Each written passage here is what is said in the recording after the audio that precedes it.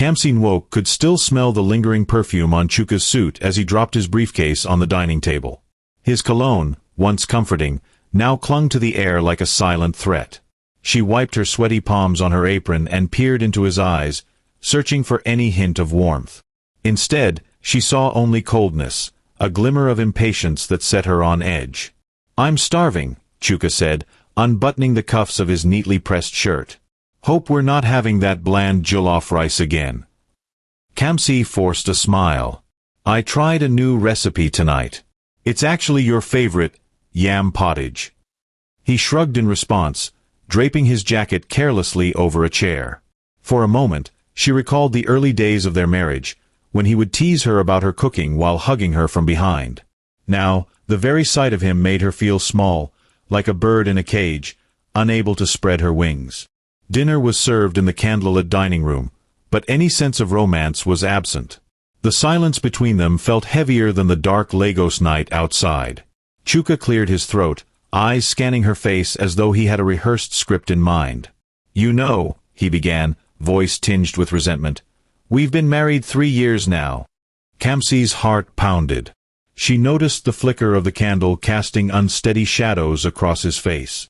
"Yes," she said softly, 3 wonderful years." He let out a short, dry laugh. "Wonderful? That's debatable. Everybody's been asking when we'll have children. My mother, my uncles, my friends. It's embarrassing." The words stung. She blinked back tears, recalling the numerous hospital visits, the fertility treatments, the tests upon tests, each negative result a fresh wound. "It's not like I haven't tried, Chuka. You know I want a baby just as much as you do." He shook his head dismissively. "Clearly, you're not enough. You can't give me children, and I need a legacy. I need an heir. Everyone's saying I should find someone else." Kamsi placed a trembling hand on her chest. "Someone else." Her voice wavered. You've been hearing these rumors and you never once tried to defend me?" Chuka leaned forward, elbows resting on the table, and stared into her eyes. "Defend you for what? What would I say? That my wife is barren? That I'm doomed to never have children because you can't conceive?" Tears threatened to spill, but she held them in with every ounce of dignity she could muster. "I never thought you saw me that way," she whispered. "You promised we'd face everything together." He leaned back, folding his arms across his chest. "Well, I'm done facing this. I'm done with people laughing behind my back. You're not enough, Kamsi." His words struck like shards of broken glass against her heart. She clenched her fists under the table. She thought about responding, shouting, crying, begging, but something in his gaze warned her that nothing would change his mind. In that moment, she felt the foundation of her marriage crumble beneath her feet. 3 weeks later, Kamsi found herself in the same dining room, at the same table, but with a new tension crackling in the air. She'd barely slept the night before, haunted by the possibility that Chuka was up to something. The invitation to have a nice dinner out seemed suspicious, especially given his recent hostility. They drove in silence to a fancy restaurant overlooking the Lagos Lagoon. The city lights shimmered like a false promise of hope. Kamsi tried to recall a time when she loved those glimmering lights, but tonight they felt like an ominous reflection of her uncertain future. Chuka was uncharacteristically polite as they were escorted to their table. He nodded curtly to the waiter and ordered expensive wine. If this were any other night, Kamsi might have been excited, but the mood felt staged. Moments after their meal arrived, Chuka pulled out a slim envelope and placed it on her plate, sliding it across the table with a flourish that made her stomach lurch. "Open it," he said, casual yet firm. Her hands trembled as she lifted the flap. The printed words "petition for dissolution of marriage" jumped out at her like a snake's fangs. She felt her pulse roar in her ears. "Dissolution," she whispered. "Chuka, you want a divorce?" He adjusted his cufflinks, looking more relieved than upset. "I've been thinking about this for a while. My lawyers drafted everything. Just sign, and we'll go our separate ways, no fuss." Her voice quivered, barely above a whisper. "No fuss? You think this is something simple?" We've been married for 3 years. He gave a dismissive wave. I'm doing you a favor, trust me. I've already arranged the paperwork. You'll get a small settlement. Nothing fancy, but enough for you to move on. Tears blurred her vision, but she refused to let them fall in public. What about us? What about love? She asked, voice breaking. Chuka leaned in, his voice dropping to a conspiratorial murmur. Look, Sasha's waiting outside in the car park. I'm not going to lie to you. She and I, we have plans. We might get married soon. She's already pregnant. Kamsi's heart buckled at the revelation. Pregnant? Her breath caught in her throat.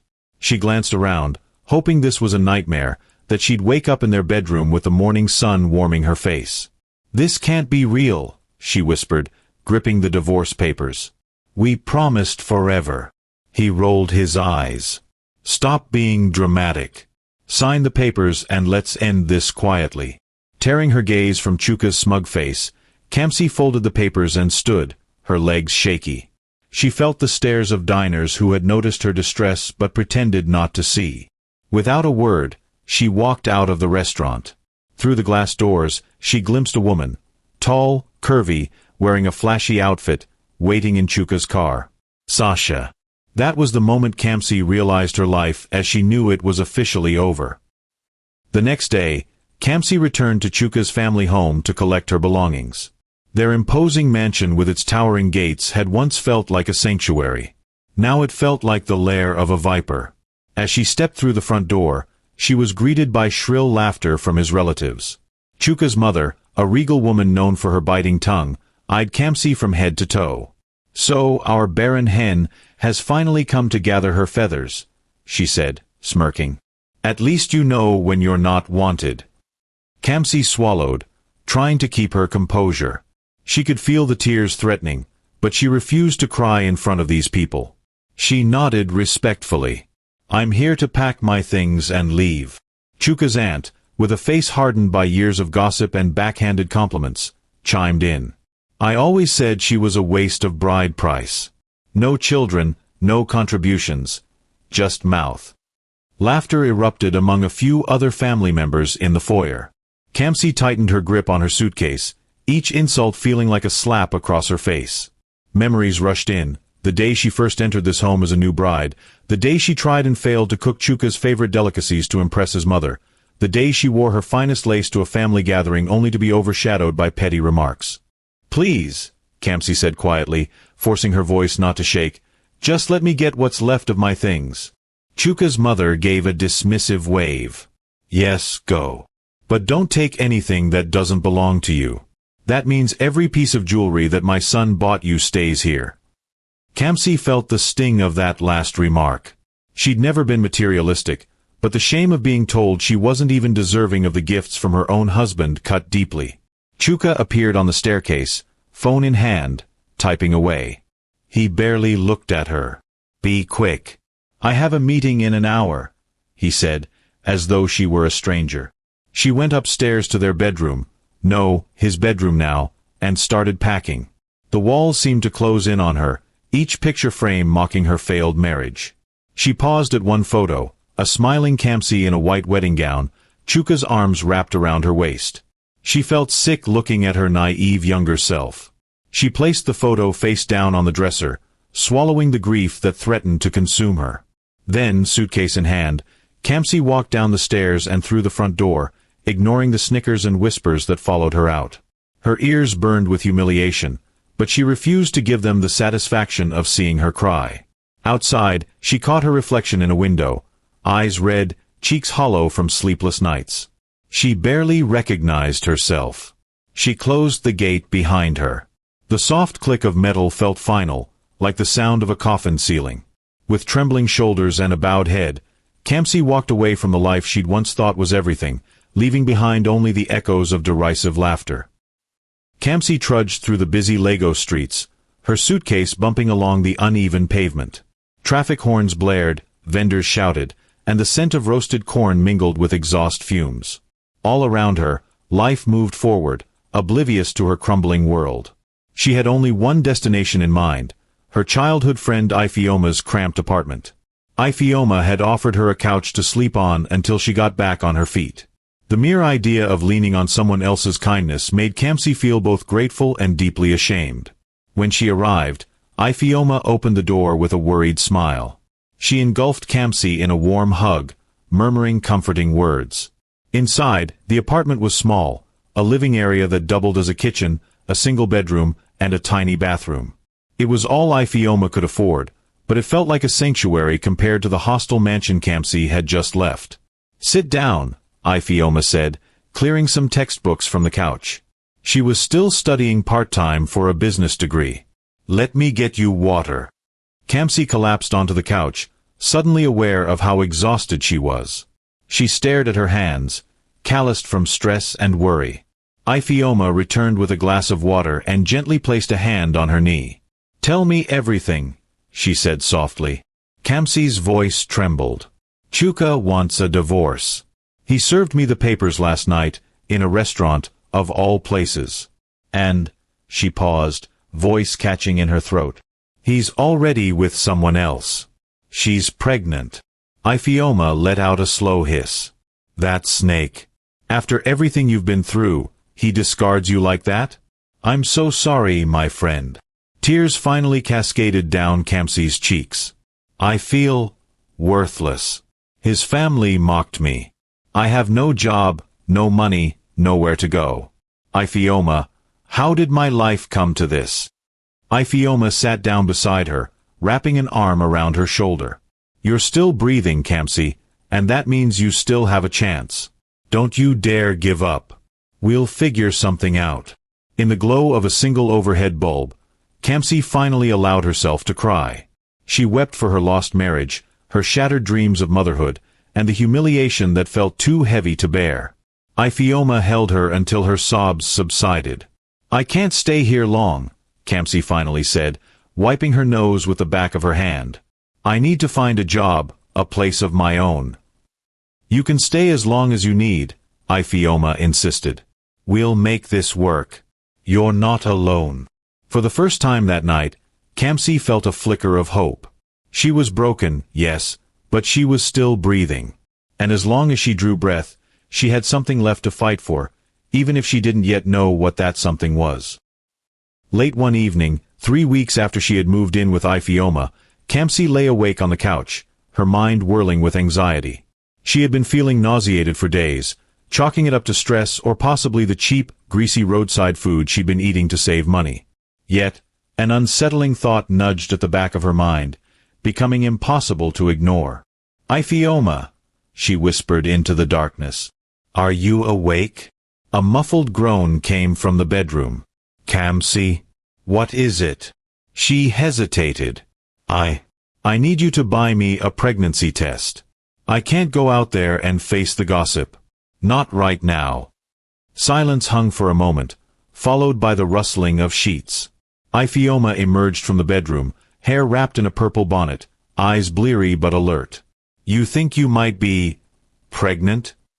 Kamsi pressed her lips together. "It sounds crazy, right? Given what Chuka said. But I've missed my period. My body feels different." Early the next morning, Ifeoma hurried to a nearby pharmacy. Kamsi sat alone in the cramped bathroom, knees pressed together, heart pounding. The test felt like it weighed 100 pounds in her hand. She held her breath as she followed the instructions, then placed it on the edge of the sink. Seconds felt like hours. She closed her eyes, mentally bracing herself. Finally, she exhaled and looked down. A faint pink line, and then another. 2 lines. Her heart slammed in her chest. She blinked, not believing her eyes. She grabbed the test box, rereading the instructions to confirm. 2 lines mean pregnant. Ifeoma knocked softly on the door. "Kamsi, are you okay in there?" Kamsi fumbled with the latch and swung it open.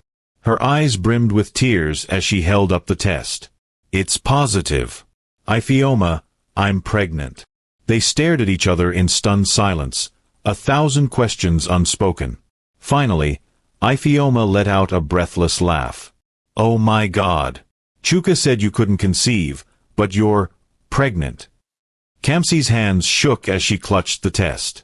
"He said I was nothing. That I was barren. Now, this changes everything." Ifeoma pulled her into a tight hug, though worry crossed her face. "Do you want to tell him? This might fix things.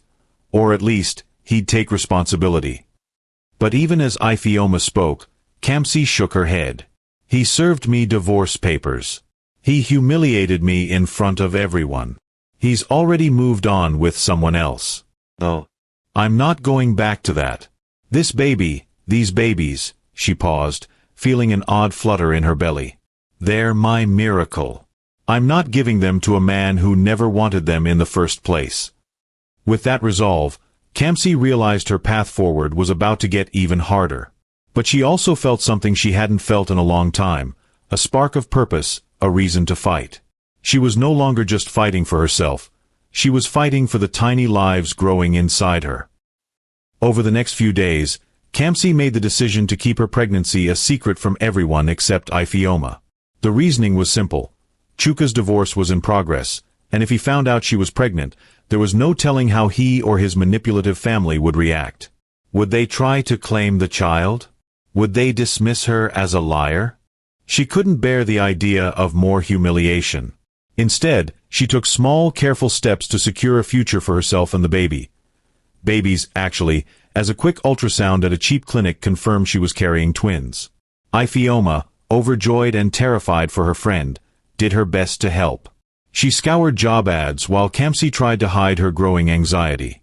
But as the reality of twins sank in, Kamsi understood that her meager savings and Ifeoma's couch wouldn't cut it for long. One afternoon, while Ifeoma was at her university campus, Kamsi stood alone in front of the bathroom mirror, gently cradling her stomach. She couldn't feel movement yet, but she knew they were there, two tiny miracles thriving inside her. Despite her terror of the unknown, she smiled softly, imagining a future where these babies would call her Mama.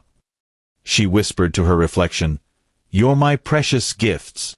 We'll make it somehow. I promise." The quiet determination in her own voice startled her. She couldn't remember the last time she'd felt strong enough to make a promise to anyone, least of all herself. Taking a deep breath, Kamsi made a vow then and there. She would build a life that could sustain her children. She would become someone they could look up to, not just a broken woman cast aside by her ex-husband. That promise lit a new fire within her, one fueled by love and the fierce desire to protect what was now growing inside her. She reached for a pen and a notepad, intending to write down a plan for finding housing and a stable job. As she scribbled ideas, her hand trembled with excitement and fear. No one would take this moment from her. She would keep her twins a secret until she was ready, until she had something secure. In that decision, she felt a newfound power, as though the heartbreak had finally begun to mend. She wasn't just Kamsi Nwok, the discarded ex-wife. She was Kamsi, a mother-to-be on a mission. Despite her limited resources, Kamsi knew she had to find a place to live before her pregnancy became too obvious. She spent hours scanning online ads and walking through neighborhoods, looking for something cheap and private. Weeks passed without luck. Most landlords either demanded an outrageous upfront payment or suspiciously questioned her marital status. Then, she met Mama Ozi. It happened one sweltering afternoon when Kamsi stumbled upon a humble one-room unit in a run-down building.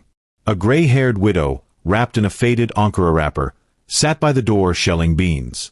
She looked up at Kamsi with warm eyes that crinkled at the corners. "Looking for a room, my dear?" the woman asked gently. Kamsi nodded, barely managing a polite smile. "I am. But I don't have much money. I can't afford the typical down payment." Mama Ozi studied her carefully, noticing the weariness etched on Kamsi's face. "Come inside," she said, setting the beans aside. She led Kamsi into a small room with peeling paint and a concrete floor, but it had a sturdy window and a functioning door lock. "How much can you pay each month?"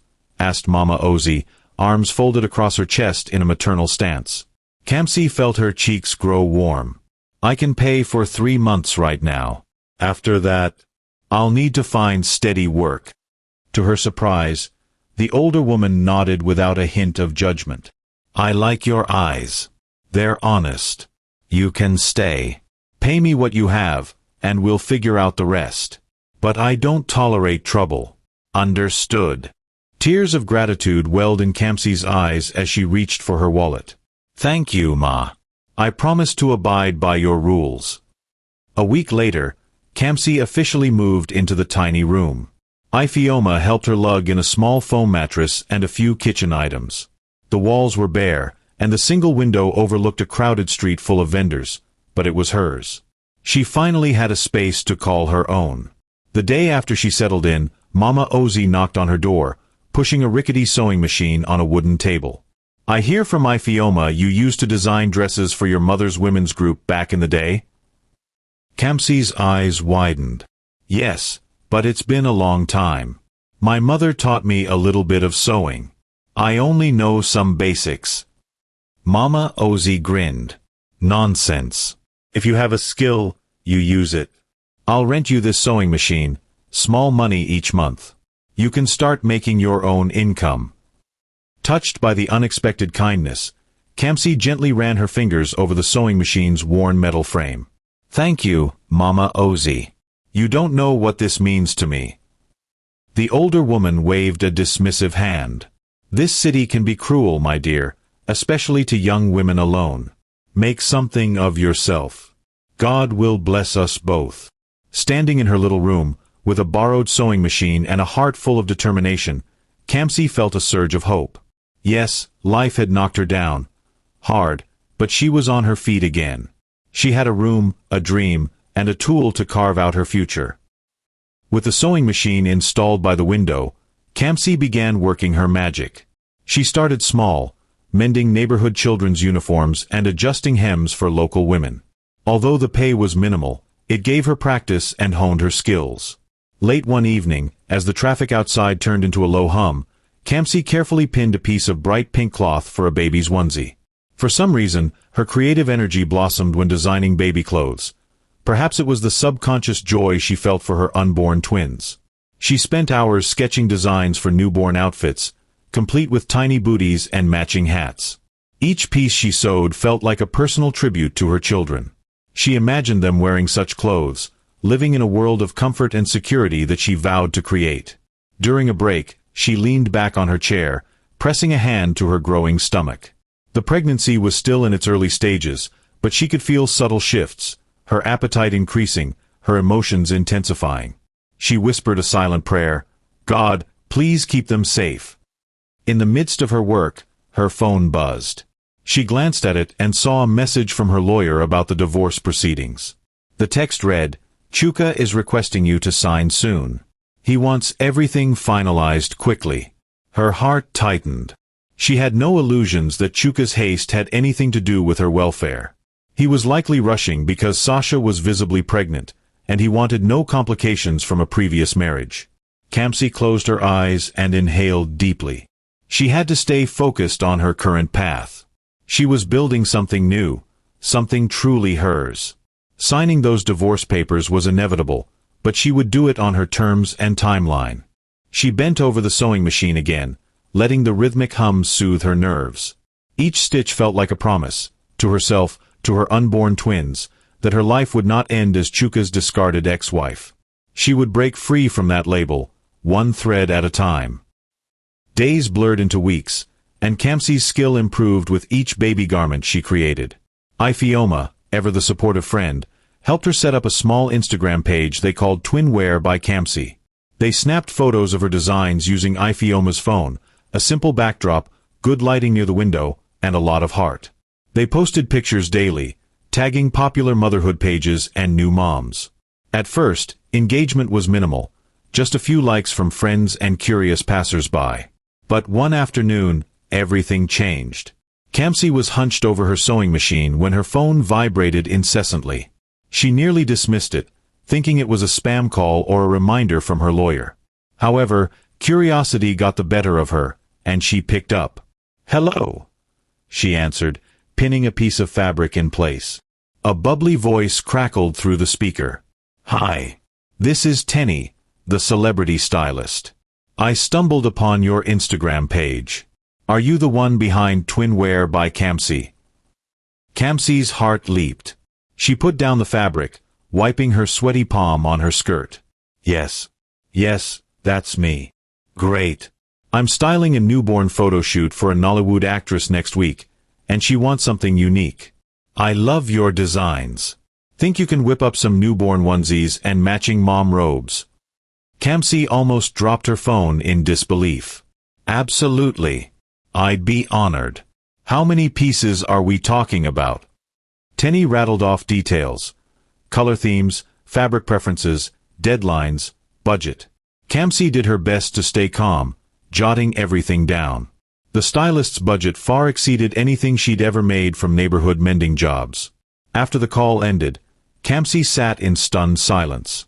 A celebrity stylist had found her, liked her designs, and was placing a large order. Her mind buzzed with excitement. This was more than a business deal. It was a huge step toward validating her dream. She rushed outside, bounding down the corridor to find Mama Ozzy. Mama Ozzy, I need to buy quality fabric, more thread, better needles. This is a big order. The older woman, shelling peanuts in her usual spot, smiled at Kamsi's breathless excitement. Calm down, child, she teased. You're glowing like you just saw an angel. Tell me everything. Kamsi explained the order details, voice shaking with enthusiasm. Mama Ozzy stood and placed a hand on Kamsi's shoulder. I'm proud of you. Go, get what you need. We can talk about rent later if you're short on money. Tears pooled in Kamsi's eyes.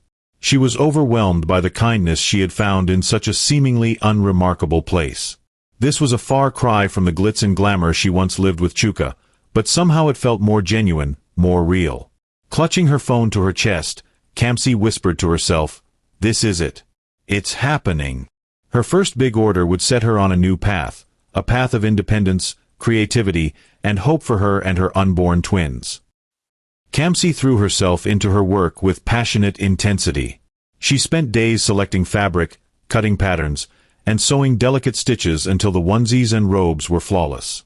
When she finally delivered them to Tenny, the stylist was delighted. "I love them," Tenny exclaimed, examining the detailed embroidery of little stars on the baby onesies. "The actress will freak out when she sees this. Expect a tag on social media once the photos go up." Those words rang in Kamsi's ears like a sweet melody. She left the stylist's studio with a sense of accomplishment radiating through her. The payment Tenny had promised would cover not only her rent but also more materials for new designs. A week later, Kamsi woke up to her phone buzzing incessantly, notifications from Instagram. The actress had posted the newborn photo shoot, tagging at Twinwearby Kamsi in every picture. Overnight, thousands of people started following the account, leaving comments like, "Where can I order?" and "These designs are adorable." "Kamsi," Ifeoma screamed excitedly on the phone. "You've gone viral, my friend." Indeed, the story had spread like wildfire, with people praising the unique, vibrant baby clothing. Orders poured in from across Nigeria, and even some inquiries came from neighboring countries. Kamsi's phone nearly overheated from the constant notifications. She felt a mixture of euphoria and panic. She was one person, with only one second-hand sewing machine in a tiny room. How could she possibly fulfill so many orders? Yet, as daunting as it was, this was the breakthrough she had prayed for. She texted Tenny a heartfelt thank you, and then she and Ifeoma sat down to strategize. They created an order form, listed the available designs, and calculated costs. Kamsi was determined not to let this momentum go to waste. "Can you believe this is happening?" Ifeoma asked, eyes bright with excitement. "Just a month ago, you were doing minor alterations, and now you're in demand." Kamsi pressed a hand to her belly, secretly aware that the twins were part of her motivation. "I know. It's incredible. But we have to keep pushing. We can't let this opportunity slip away." So began a whirlwind of online replies, fabric shopping, and late-night sewing sessions. Kamsi could barely sleep, fueled by adrenaline and the overwhelming desire to make her business a success. Even her morning sickness seemed to ease off. Her body, it seemed, understood they couldn't afford sick days right now. Every sold-out design, every new follower on Instagram, felt like a vindication, a chance to prove that Kamsi, once deemed not enough, was more than enough. Her quiet gratitude to the universe blended with fierce determination. She was not just sewing clothes, she was stitching together a new life. Time flew by in a blur of success and hidden hardships. Kamsi's belly grew larger each day, but she concealed it under loose-fitting outfits whenever she met customers. She refused in-person interviews, opting for Zoom calls instead. Excitement over her blossoming business masked the fact that her due date was fast approaching. One rainy night, however, her body decided it was time. She was alone in her one-room apartment, finalizing the stitching on a batch of tiny rompers, when she felt a sharp pain radiate through her abdomen. At first, she ignored it, chalking it up to normal pregnancy aches. But soon, the contractions became unmistakable. Alarmed, she called Ifeoma, who was spending the weekend with her parents in a different neighborhood. Lightning flashed outside as thunder rumbled. Kamsi clutched her phone, voice shaking. "Ifeoma, I think the babies are coming, right now." Ifeoma's panic was audible over the line. "Kamsi, you can't deliver those babies alone. Let me call a cab to come get you." But the roads were flooded, and the driver cancelled. In desperation, Ifeoma phoned Mama Ozzy, who burst into the room minutes later, her wrapper soaked from the downpour outside. "You, come with me," Mama Ozzy commanded. "Let's get you to the hospital." Kamsi could barely walk as contractions ripped through her. She leaned on the older woman for support, the rain battering them both as they stumbled to the roadside. With great difficulty, they flagged down a passing Kiki, a three-wheeled auto-rickshaw. The driver hesitated, seeing Kamsi's condition, but Mama Ozzy's urgent pleas convinced him. They splashed through waterlogged streets to the nearest hospital. Nurses rushed Kamsi into the maternity ward, hooking her up to 4 drips and monitors. Overwhelmed and in pain, she clutched Mama Ozzy's hand, tears streaming down her face. "Shush, my child," Mama Ozzy said, voice trembling with concern. "You'll be fine. God is with you." Exhausting hours later, after screams and tears and a near-endless surge of contractions, Kamsi heard the first cry, a high-pitched wail that was simultaneously the most beautiful and most terrifying sound she had ever heard. Then came a second cry, equally strong, echoing through the sterile hospital corridor. The doctor's voice rose above the tumult. "Congratulations! You have 2 healthy baby girls." Kamsi's vision blurred as tears of relief and joy flooded her eyes. Weak and drenched in sweat, she managed a grateful smile. Her heartbeat thundered in her ears, but a sense of unimaginable love filled her chest. Adiz and Amari, her miracle twins, were finally here. Kamsi's post-delivery days were a haze of sleepless nights and frantic feedings. Adiz and Amari, as if orchestrating a tag team, often cried in tandem. In her cramped one-room apartment, the cries felt amplified, bouncing off the walls and leaving her with little refuge. Yet, every exhausted breath Kamsi took was laced with gratitude. She gazed into her daughter's eyes, marveling at their delicate features and soft tufts of hair. She felt an unbreakable bond, a determination that no matter how hard life got, she would protect and nurture them. Ifeoma visited regularly, bringing groceries and moral support. She helped bathe the babies while Kamsi handled the laundry or tried to squeeze in a quick nap. Their friendship deepened, forged by the heat of adversity and the sweetness of newborn coos. Meanwhile, Mama Ozzy would occasionally peek in, offering home-cooked soups or rocking one twin to sleep so Kamsi could focus on the other. "You have a good heart, and now you have beautiful children," she would say. "God will bless you." The reality of single motherhood, however, was anything but glamorous. Kamsi's phone buzzed with customer messages and order requests. She had to juggle feedings, diaper changes, and crying fits along with sewing deadlines. More than once, she found herself hunched over the sewing machine, gently swaying to soothe a fussing baby strapped to her back.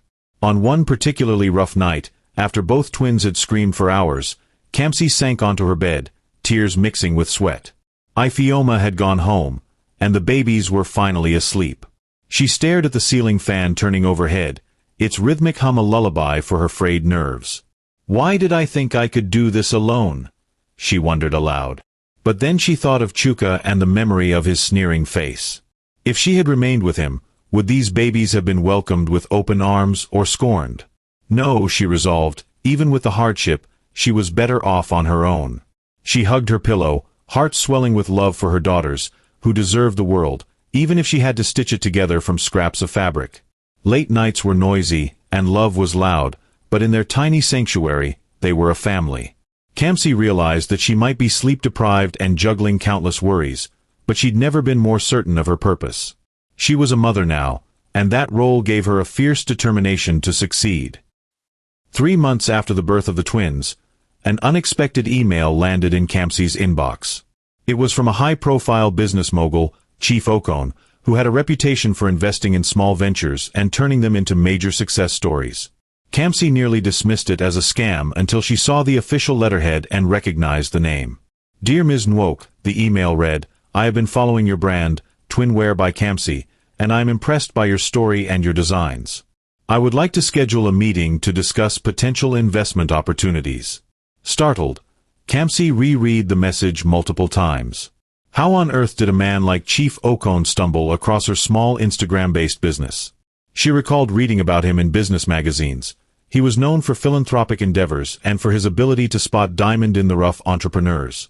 After ensuring the email was legitimate, Kamsi nervously scheduled a Zoom call. On the day of the call, she set up her phone on a makeshift stand in her room, carefully angling it so the background looked tidy.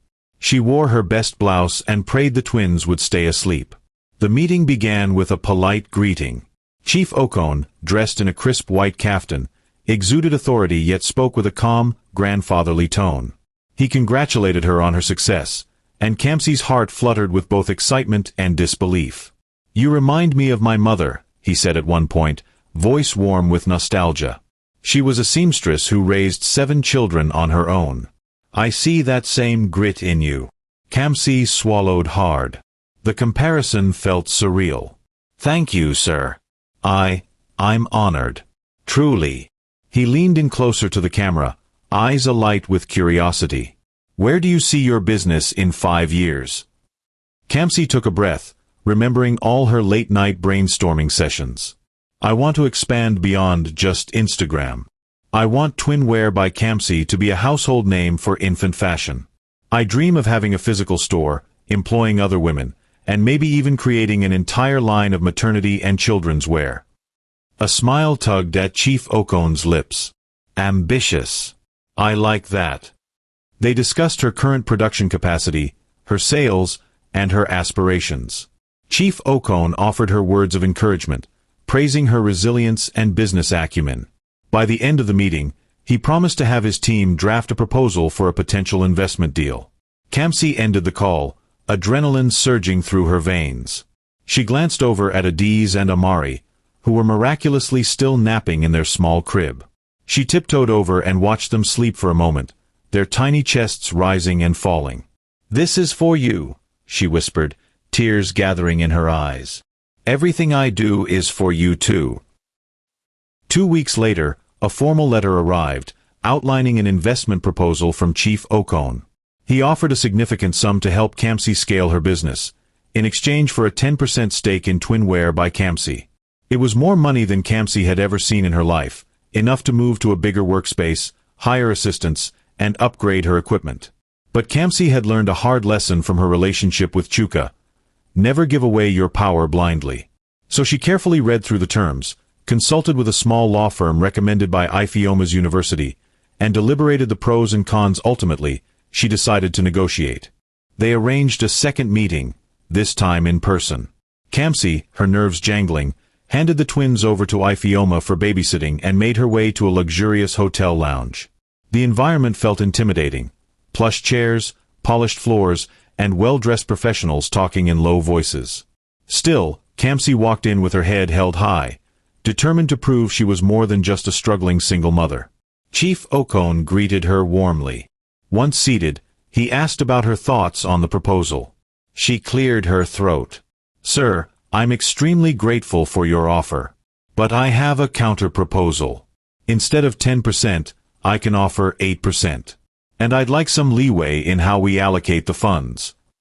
He raised an eyebrow, clearly intrigued. You're negotiating with a man known for his tough deals, he teased. Tell me why." Kamsi smiled, exuding a confidence she didn't entirely feel. "Because Twinwear by Kamsi is more than a business to me, it's my legacy for my children.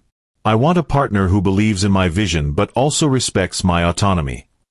A slow grin spread across his face. "I appreciate that. Tell you what, we'll do 8%.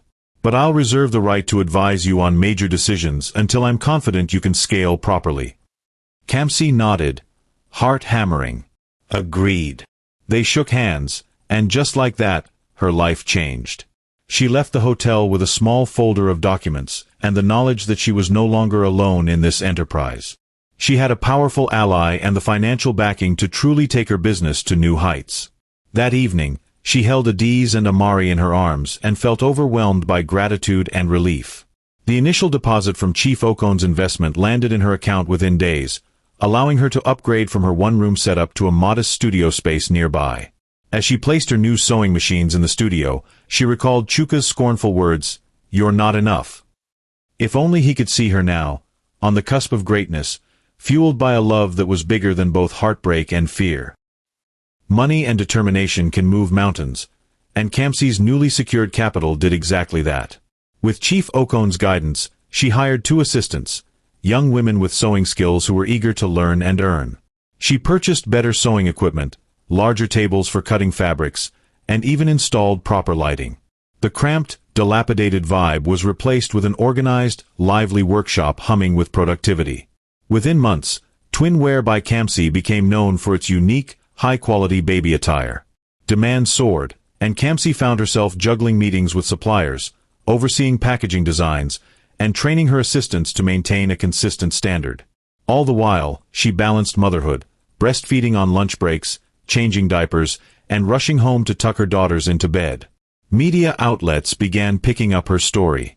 Bloggers and local TV reporters reached out, eager to feature the mama of twins who built a baby fashion empire. Kamsi did careful interviews, still guarded about her personal life but open about her passion for design and her devotion to her children. One day, she landed a spot on a popular daytime show. The host, an energetic woman named Bisola, introduced Kamsi to the audience as Mama Millions, a playful nod to her rapidly growing net worth. "So, Kamsi," Bisola asked, leaning forward eagerly, "how did you achieve so much in such a short time?" Kamsi took a moment to compose her answer. "I think it all started with my daughters, Adiz and Amari. They inspired me to create something special, not just for them, but for babies everywhere. Then I had help, people who believed in my vision like Chief Okon, and of course my best friend, Ifeoma. And I've never been afraid of hard work." Applause erupted in the studio. Kamsi flashed a proud smile, heart swelling with appreciation for how far she'd come. She thought of her old self, crying on Ifeoma's couch, feeling like nothing. How life had changed. As the show ended, Bisola handed Kamsi a parting gift, a sleek plaque engraved with Mama Millions, inspiring women everywhere. Kamsi blinked back tears, realizing that her brand was more than a business. It was a story of resilience. From that day on, everyone called her Mama Millions, and Twinwear by Kamsi became synonymous with quality, style, and female empowerment. Orders poured in not just from within Nigeria, but from other African nations and even beyond the continent. Kamsi was building an empire, brick by brick, and it was only the beginning. Months later, Kamsi received an invitation to a prestigious charity gala hosted by Lagos elites. The invite arrived in a gilded envelope embossed with her newly minted brand logo, a testament to how far she had climbed the social ladder. She gazed at the invitation, recalling her days of feeling unworthy, overshadowed by Chuka's wealth and influence. Now, she was standing on her own merits. People wanted her at their events, not just as an afterthought or an accessory. The gala was held at a lavish hotel adorned with crystal chandeliers and red carpets. Stepping out of the sleek Rolls-Royce that Chief Okon arranged for her, Kamsi felt a flutter of nerves. She smoothed down her floor-length red gown, custom-made by her own team. A hush fell over onlookers when they recognized her, the famed Mama Millions. Inside the opulent hall, waiters glided between tables offering champagne and canapés. The city's power players mingled, discussing business deals and charitable contributions.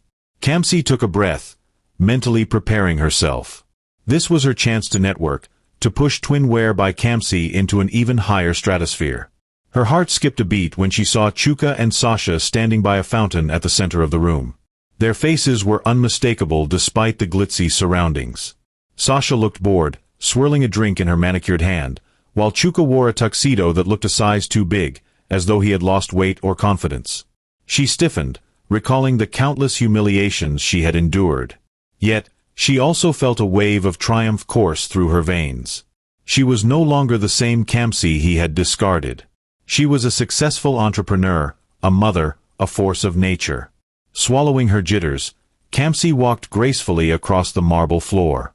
Heads turned. Conversations halted mid-sentence.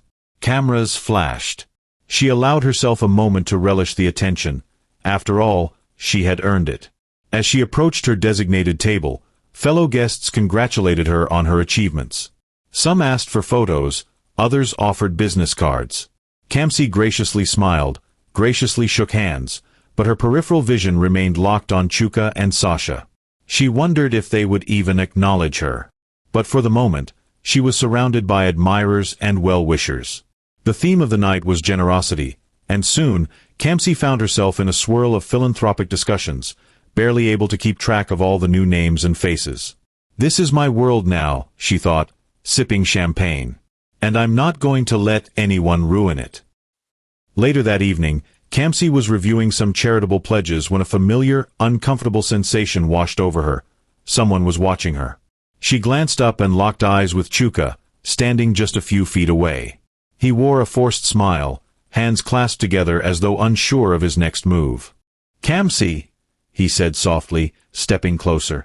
Under the sparkling chandeliers, she noticed the faint lines of stress etched across his once proud face. His eyes flickered with something that resembled regret. She arched an eyebrow. "Chuka." He gestured to her seat. "May I sit?" She nodded curtly. "Go ahead." Clearing his throat, Chuka lowered himself into the plush chair. For a moment, they both sat in silence, the distance between them heavy with unspoken history. "I've been hearing about your success," he finally said. "Congratulations. You look good." Kamsi held his gaze, refusing to let her emotions betray her. "Thank you. I've worked hard." He glanced around the lavish event hall. "I can see that. This is a big step up from where I left you." A flash of anger surged within her, but she maintained her poise. "Yes, well, your leaving was the best thing that ever happened to me, it turns out."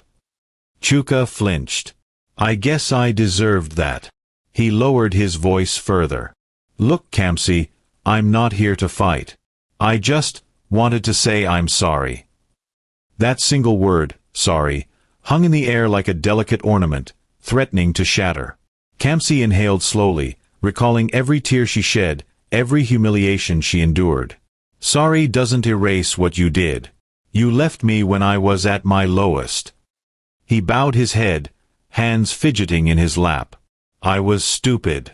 I let my ego and my family's pressure get to me. I didn't see your worth." Kamsi pursed her lips. "And now that I have worth in the eyes of society, you see it? Funny how that works." Before Chuka could respond, Sasha's piercing voice interrupted them. "Chuka, what are you doing?" She stood a few feet away, arms crossed, eyes flicking between them suspiciously. Awkwardly, Chuka rose to his feet. I was just..." But Sasha wasn't having it. She grabbed his arm and pulled him away from the table, throwing a cold glare at Kamsi. In that glare, Kamsi saw jealousy, confusion, and perhaps a hint of fear. She watched them walk away, shoulders rigid with tension. Letting out a slow exhale, Kamsi reminded herself that she was no longer bound to Chuka or his toxic world. She was a new woman, living a new life, one built on resilience and self-worth. And yet, a small part of her felt a twinge of sadness, wondering what might have been if he had loved her sincerely. She brushed the thought aside and turned her attention back to her notes, refusing to let the past overshadow her present victory. The gala was winding down when Kamsi decided to step out for some fresh air. She found a secluded balcony overlooking the city lights. The chatter and music from inside drifted faintly through the doors. Leaning against the railing, she allowed herself a moment of reflection.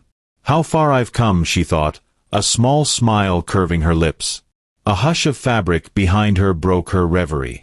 She turned to see Sasha, face drawn, eyes darting nervously. The woman who once stood tall and glamorous beside Chuka now looked noticeably worn. Kamsi lifted her chin, bracing for confrontation. Sasha. Sasha exhaled, rolling her eyes.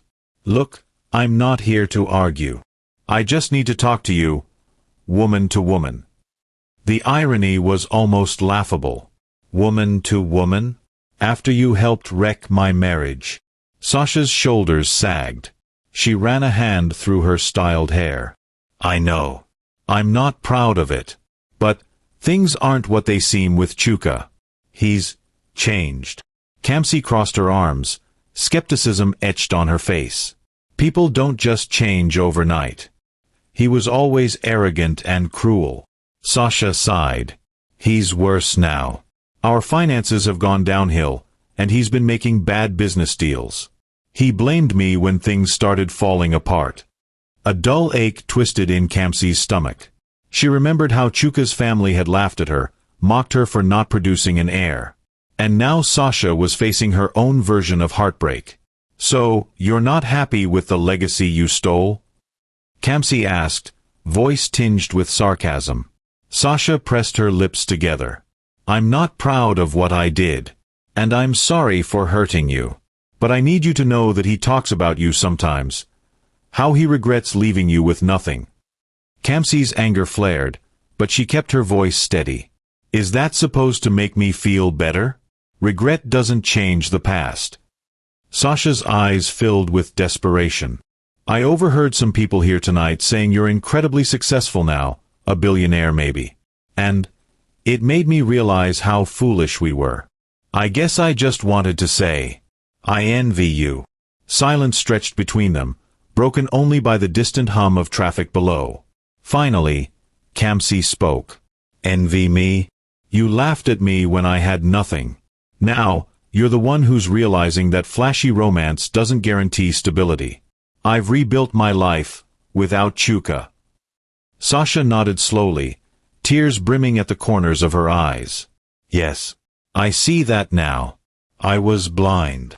Kamsi felt a faint pang of compassion, but she reminded herself that this woman had played a role in her deepest pain.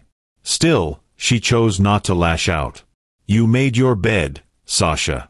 I hope you can fix your situation, but don't drag me into it.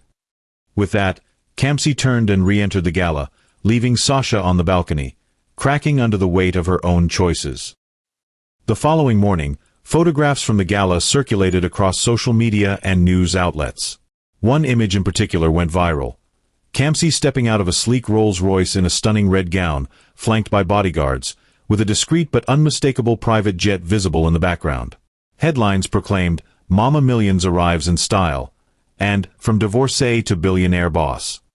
Reporters and bloggers couldn't get enough of the Cinderella-like transformation, and soon, Kamsi's PR team was fielding requests for interviews and public appearances. Yes, Kamsi had arrived at the gala via a private jet that belonged to her brand sponsors. Through her partnership with Chief Ocon and a clever marketing strategy, Twinwear by Kamsi had sponsored a short domestic flight to the city where the gala was held. Branding the jet with Kamsi Air had been a PR stunt, and it worked brilliantly. In the days following the gala, online chatter buzzed about Kamsi's private jet. Some skeptics called it a rental. Others speculated she had a secret lover funding her. But the truth was simpler. Kamsi was marketing savvy. With rising profits, she and her sponsor had decided to invest in the Kamsi Air branding for select corporate flights, generating buzz and further enhancing her image. Chuka saw these headlines, of course. So did Sasha. In private, he seethed, pacing around his failing business office. Bills piled up, and creditors hounded him. He felt mocked by Kamsi's success, a woman he once deemed worthless now literally flying above him. Kamsi, meanwhile, sat in her newly furnished office, a glass-walled corner overlooking the Lagos skyline. She was finalizing a marketing campaign for an upcoming line of toddler clothing, an expansion from infant wear. She glanced at a framed photo on her desk, Adiz and Amari, giggling in matching pastel dresses. A knock on the door interrupted her musings. One of her assistants peeked in. "Madam, the next meeting is ready. Also, there's a call from the marketing team about the plane sponsorship renewal." Kamsi smiled. "Thank you, I'll take it in a moment." She turned back to the cityscape outside, reflecting on how surreal her life had become. Yet, she felt no guilt about her success. She had worked tirelessly, sacrificing countless nights and enduring heartache. The plane was a symbol, not of frivolous luxury, but of bold ambition. She had risen from the ashes, soared past her limitations, and was determined never to descend into the misery she had once endured. Things accelerated at a breakneck pace. Word spread that Kamsi was a formidable entrepreneur. She was young, dynamic, and had a compelling rags-to-riches narrative. Soon, Forbes Africa released a special edition celebrating young billionaires under 40, featuring Kamsi among the top 10. The day the issue hit stands, her phone lit up with congratulatory messages. Ifeoma barged into her office, whooping with joy. "Look at you, Mama Millions," she exclaimed, slapping the magazine down on Kamsi's desk. "You're literally on the cover." Kamsi turned the glossy pages, breath catching at the sight of her own face. "Kamsi Nwoke, Sowing Hope for African Youth," the headline read. The article praised her business acumen, philanthropic efforts, and her role as a single mother who defied the odds. "I can't believe this is real," Kamsi murmured, fingertips brushing over her printed likeness. Her mind drifted to the time she cried herself to sleep in a tiny one-room apartment. Those dark days felt both distant and painfully close. Ifeoma settled into a chair, folding her arms. "Believe it. You earned every word in that article." With recognition came responsibility. Government officials, NGOs, and aspiring entrepreneurs reached out, asking for her insight on sustainable business practices.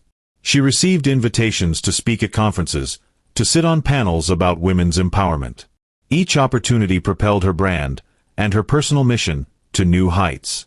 In interviews, Kamsi emphasized the importance of mentorship, community, and resilience. She spoke openly about motherhood, encouraging other single parents not to be deterred by societal stigma. The media fawned over her authenticity and passion, dubbing her the face of a new Africa. Kamsi's mother, who had once doubted her sewing hobby, now beamed with pride from her home village, bragging to neighbors that her daughter was on the covers of magazines. Old classmates sent her Facebook messages, reminding her of how far she'd come from the shy girl in secondary school. Through it all, Kamsi remained grounded, holding fast to the memory of sleeping on Ifeoma's couch, pregnant and scared. Her journey was a testament to the strength hidden within every determined soul.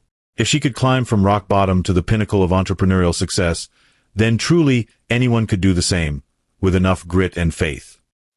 A lavish charity gala was held several months later, this time to raise funds for orphans and underprivileged children. Kamsi was the keynote speaker, and the event took place in a grand hall filled with glitz, glamour, and the who's who of society. She arrived in her Rolls-Royce, Adiz and Amari by her side, each wearing matching dresses from their mother's new toddler line.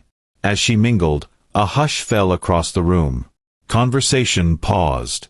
Men and women in designer ensembles turned to watch her pass, some snapping discreet photos. It was a moment of triumph, Kamsi in her element, every inch the successful, confident mother and mogul. Toward the end of the evening, she stepped onto the stage to deliver her speech, the twins watching from a reserved front-row seat, supervised by Ifeoma. Kamsi spoke passionately about the need for child welfare, highlighting her own experiences of adversity. Her words flowed from the heart, leaving many in the audience teary-eyed and inspired. When she finished, thunderous applause echoed in the hall. She descended the stage steps, adrenaline thrumming through her veins. Then she heard a voice that made her pause. "Kamsi, can we talk?" She turned to see Chuka, eyes glimmering with a strange mixture of hope and sorrow. He gestured for her to follow him to a quieter corner of the room. Against her better judgment, she obliged. He sighed, running a hand over his face. "I didn't know you were pregnant when I left. If I had known, I might have stayed." Anger flared in Kamsi's chest. She clenched her fists, memories of heartbreak flooding her mind.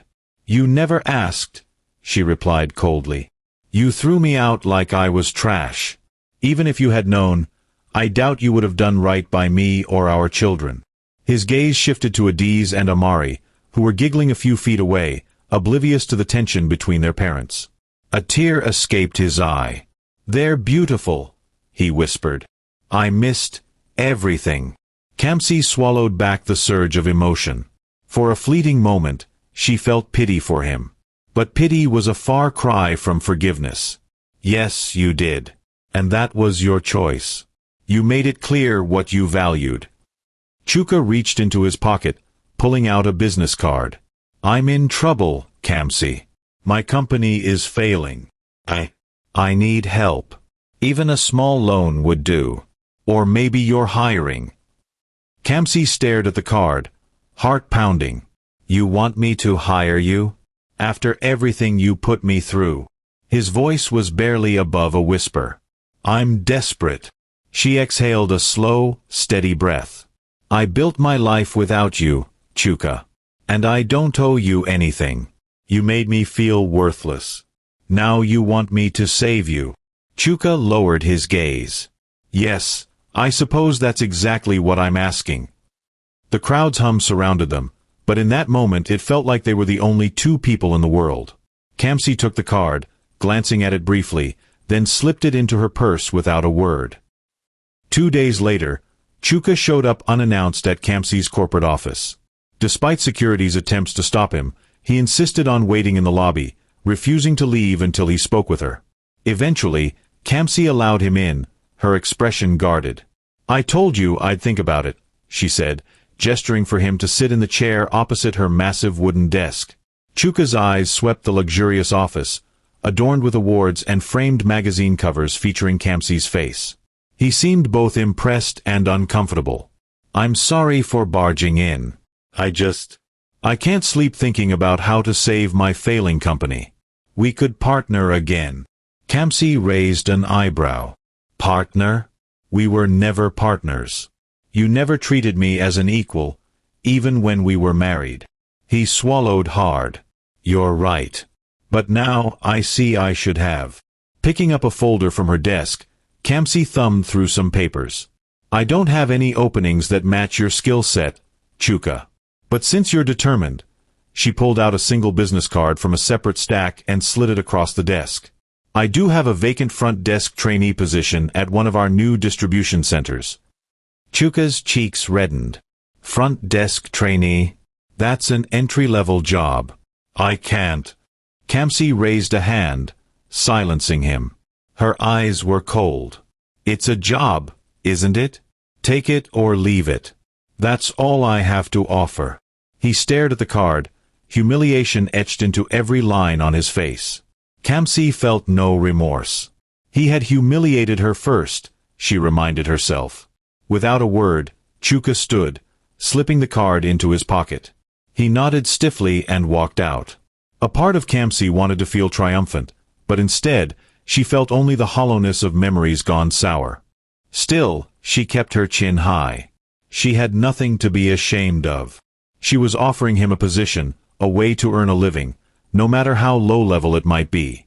The irony was palpable. The man who once mocked her for not being enough was now begging for any scrap of employment she could spare. Sasha's call came later that evening, her voice trembling with desperation. "Kamsi, please don't hang up. Chuka. He sold my jewelry to pay debts. I have nothing left. I need you to talk to him, help him get back on his feet." Kamsi gripped her phone, rage flaring. The audacity of the request almost made her laugh. "You want me to help the man who destroyed my life? The same man who's now ruining yours." Sasha sobbed quietly on the other end. "I'm so sorry for what happened. But he's out of control. He might get involved with dangerous people. I don't know where else to turn." Staring out her window at the city lights, Kamsi felt a flicker of compassion, quickly extinguished by the memory of Sasha smirking by Chuka's side. "I don't owe him anything, and I definitely don't owe you. I'm sorry you're in this situation, but I'm done sacrificing my peace for either of you." "Kamsi, please." Sasha choked out another sob. But Kamsi ended the call without further words. She sank into her office chair, legs trembling. A whirlwind of memories flashed, how Sasha once flaunted her relationship with Chuka, making Kamsi feel worthless. Now she was the one left behind. In the silence, Kamsi reflected on the harsh reality of karma. Sasha's tears might be genuine, but the damage was already done. Kamsi resolved not to get pulled into their downward spiral. Her focus was on her twins, her business, and her future. As the twins' birthday approached, Kamsi decided to give them a celebration they would never forget, at least, in photos and videos they could watch when they were older. She rented a private section of a serene beach resort, inviting only close friends, business associates who would become like family, and of course, Ifeoma. Adiz and Amari, dressed in adorable matching swimsuits, giggled as the gentle waves tickled their feet. Kamsi knelt beside them, capturing selfies and group photos as sunlight danced on the water. Ifeoma sidled up next to her, wrapping an arm around Kamsi's waist. "Look at you, Mama. A year ago, we were trying to figure out how to keep the lights on, and now we're partying on a private beach." Kamsi smiled, her heart full. "It's been a crazy journey. I can't believe it sometimes." They watched as the twins toddled toward a beach ball, squealing in delight. The bright laughter floating across the shore was a symphony of healing, a testament to how far love and determination had carried them. The celebration was simple. No fancy decorations, just loved ones, good food, and the infinite horizon of the ocean. But it was perfect. No paparazzi, no nosy questions, just pure, unadulterated joy. As the sun began to set, painting the sky in soft pinks and oranges, Kamsi held her daughters close, whispering her love and gratitude. For the first time in years, her life felt undeniably complete. She still bore scars from the past, but they were just that, scars, not open wounds.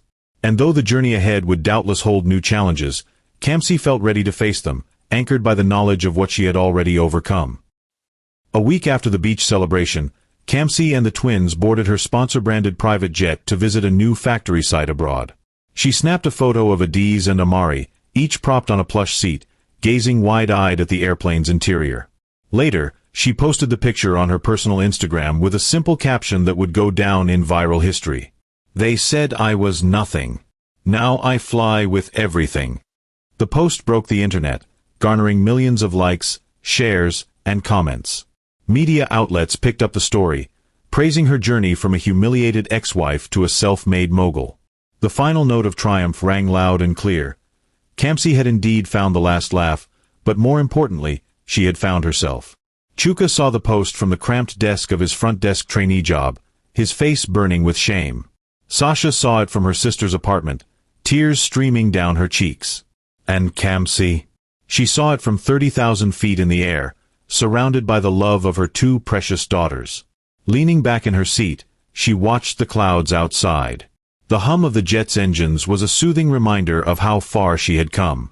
In that moment, she closed her eyes, silently thanking the universe for every heartbreak, every betrayal, every sleepless night, because all of it led her to this soaring triumph. She had once been mocked and left with nothing. But in choosing herself, her children, and her dreams, she found everything. I'm glad you made it to the end. I hope you enjoyed the story.